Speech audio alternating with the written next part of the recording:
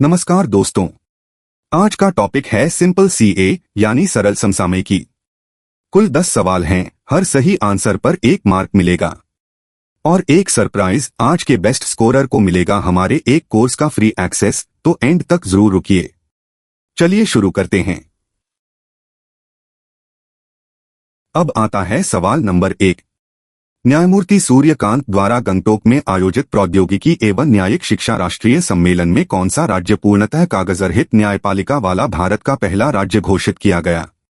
अब देखिए चारों options. Option A Sikkim, option B Kerala, option C Karnataka, option D Goa. आपके पास 10 सेकंड्स हैं, सोचिए और सही आंसर चुनिए।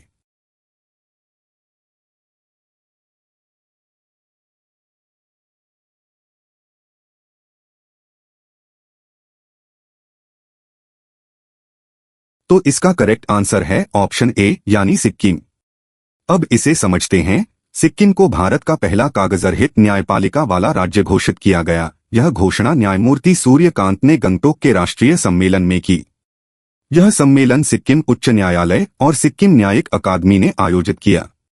कागजरहित न्यायपालिका में अंत से अंत डिजिटल कार्य प्रणाली, ई filing, digital case record, virtual सुनवाई और स्वचालित वर्कफ्लो शामिल है, जिसे सुपेस और सुवास जैसे एआई उपकरणों का सहारा है।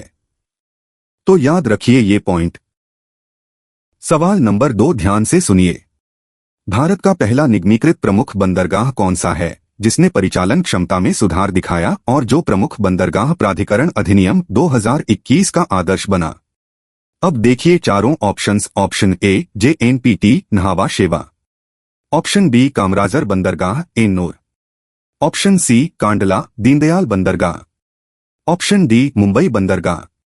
आपके पास 10 सेकंड्स हैं, सोचिए और सही आंसर चुनिए।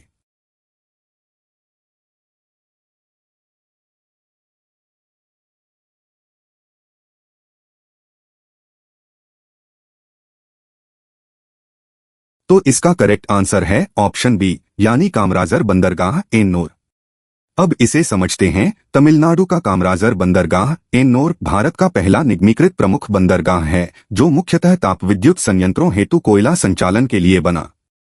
इसकी बेहतर परिचालन क्षमता और निवेश संग्रहण प्रमुख बंदरगाह प्राधिकरण अधिनियम 2021 का आदर्श बने, जिसके तहत शेष 11 प्रमुख बंदरगाहों का आधुनिकीकरण हो रहा है। तो याद रखिए ये पॉइंट। अगला सवाल नंबर 3। भारत के प्रमुख बंदरगाह आयतन वॉल्यूम के हिसाब से देश के कुल व्यापार का लगभग कितना प्रतिशत संभालते हैं, जो रसद प्रदर्शन में उनके महत्व को रेखांकित करता है?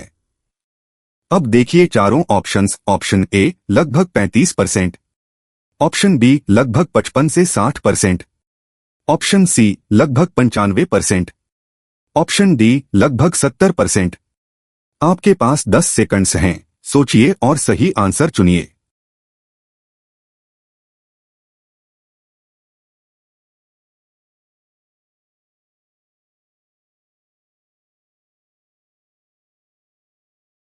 तो इसका करेक्ट आंसर है ऑप्शन सी यानी लगभग 95%।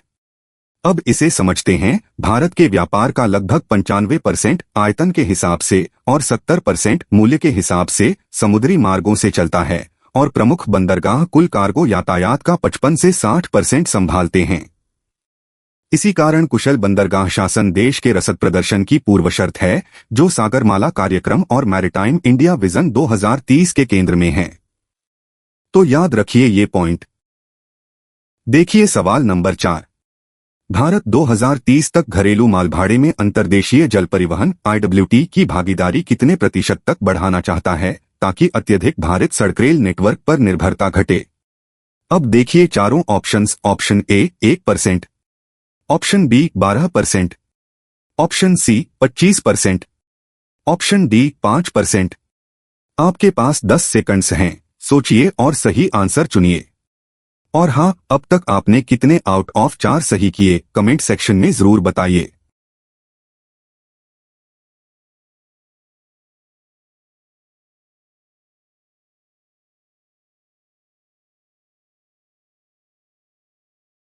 तो इसका करेक्ट आंसर है ऑप्शन डी यानी 5%।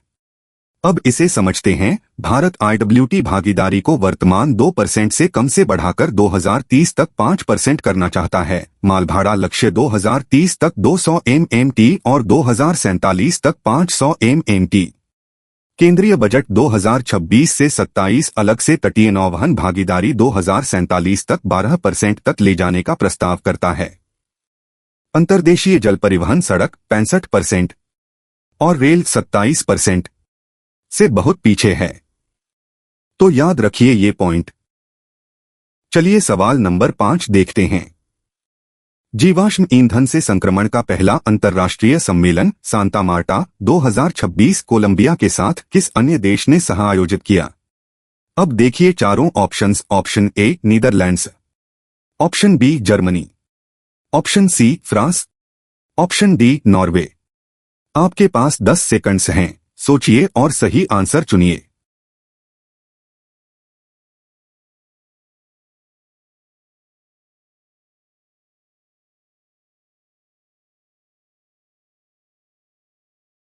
तो इसका करेक्ट आंसर है ऑप्शन ए यानी नीदरलैंड्स। अब इसे समझते हैं। सांता मार्टा सम्मेलन कोलंबिया और नीदरलैंड्स ने सह आयोजित किया। इच्छुकों के गठबंधन के लिए सुरक्षित आश्रय यानी जीवाश्म ईंधन से संक्रमण के लिए तैयार देश जो UN जलवायु शिखर सम्मेलनों के गतिरोध को दरकिनार करते हैं। विश्व के 3 सर्वाधिक उत्सर्जक देश अमेरिका, चीन, भारत अनुपस्थित थे। फ्रांस ने यूरोप का पहला ईंधन निकास रोडमैप कोयला 2030, तेल 2045, गैस 2050 प्रस्तुत किया। तो याद रखिए ये पॉइंट। अब आता है सवाल नंबर 6। भारतीय श्रम आंदोलन के जनक माने जाने वाले NM लोखंडे ने 1890 में कौन सा संगठन बनाया था? अब देखिए चारों ऑप्शंस। ऑप्शन ए अखिल भारतीय trade union Congress AITUC, option B Bombay mill hands association, option C Madras labour union, option D भारतीय राष्ट्रीय ट्रेड यूनियन कांग्रेस इंटक। आपके पास 10 सेकंड्स हैं, सोचिए और सही आंसर चुनिए।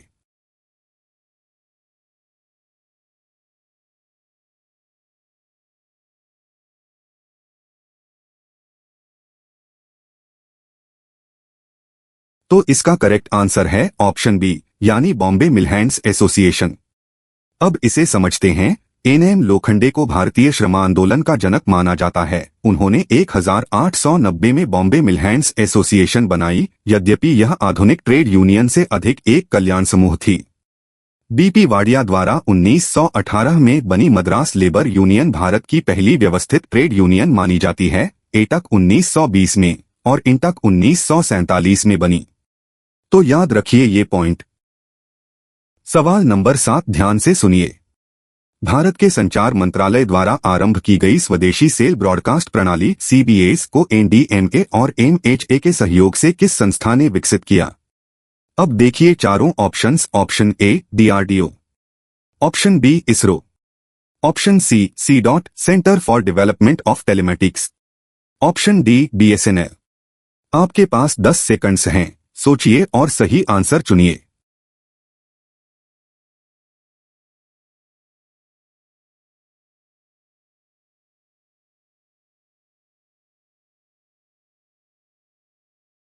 तो इसका करेक्ट आंसर है ऑप्शन सी यानी CDOT centre for development of telematics. अब इसे समझते हैं। CBS को स्वदेशी रूप से CDOT दूरसंचार विभाग के अंतर्गत ने NDMA और MHA के सहयोग से विकसित किया। यह सचेत कॉमन अलर्टिंग प्रोटोकॉल प्लेटफॉर्म से एकीकृत है। मोबाइलों को फोन नंबर इंटरनेट के बिना भौगोलिक लक्षित अलर्ट भेजता है, साइलेंट मोड को ओवरराइड करता है, 2G से 5G तक काम करता है और लगभग 30 देशों के समूह में जुड़ता है। जापान का J अलर्ट 2007 में पहला था। तो याद रखिए ये पॉइंट। अगला सवाल नंबर 8। प्रवर्तन निदेशालय एड जिसने 1 मई 2026 को 70 वर्ष पूरे किए, किस केंद्रीय मंत्रालय के अधीन कार्य करता है? अब देखिए चारों ऑप्शंस। ऑप्शन ए गृह मंत्रालय, ऑप्शन बी कार्मिक लोक शिकायत एवं पेंशन मंत्रालय, ऑप्शन सी कॉरपोरेट कार्य मंत्रालय, ऑप्शन डी वित्त मंत्रालय। आपके पास 10 सेकंड्स हैं, सोचिए और सही आंसर चुनिए। और दोस्तों, यहां तक का आपका स्कोर क्या रहा? आउट ऑफ 8 में कितने सही? कमेंट्स में शेयर कीजिए। बेस्ट स्कोरर को फ्री कोर्स मिलने वाला है, याद रखिए।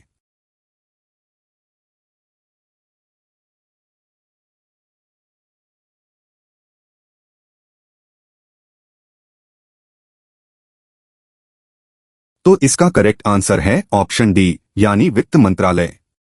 अब इसे समझते हैं। प्रवर्तन निदेशालय की स्थापना 1 मई 1956 को हुई थी। यह राजस्व विभाग, वित्त मंत्रालय के अधीन कार्य करता है। यह गैर संवैधानिक कार्यकारी निकाय है, जिसकी शक्तियां PMLA 2002, फेमा 1999 और FEOA 2018 से प्राप्त हैं। इसके 10 आंचलिक तथा 11 उपांचलिक कार्यालय हैं। अधिकारी IRS, IPS और संस्था के अपने काडर से आते हैं। CBI अलग संस्था, कार्मिक, लोक शिकायत एवं पेंशन मंत्रालय के अधीन है। तो याद रखिए ये पॉइंट। देखिए सवाल नंबर 9। कान्हा बाघ अभयारण्य में एक बाघिन और उसके 4 शावकों की मृत्यु हुई, जिसके पीछे वन्यजीव अधिकारियों ने किस अत्यधिक संक्रामक वायरल रोग के प्रकोप का संदेह जताया। अब देखिए चारों ऑप्शंस। ऑप्शन ए,